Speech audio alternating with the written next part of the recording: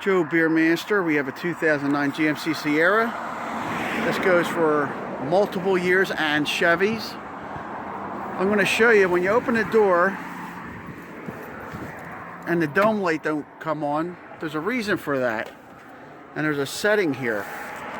If you look left of the steering wheel where the light switch is, there's another light that dims. Turn it, it dims, turns the light on. That's one way to turn it on. But if you want it to be automatic, when we open the door, the light was out. You press the button here. So now I'm going to shut the door and reopen. And the light came on. Then the third way is also you could press these little light switches here and it turns the lights on. So we're going to give it a minute to reset.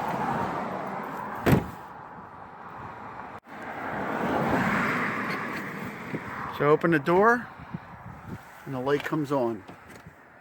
And if I don't want it to come on, I press that. It went out. And when I open the door, it won't go on. So that's what you need to know. Joe Beermaster, amazing.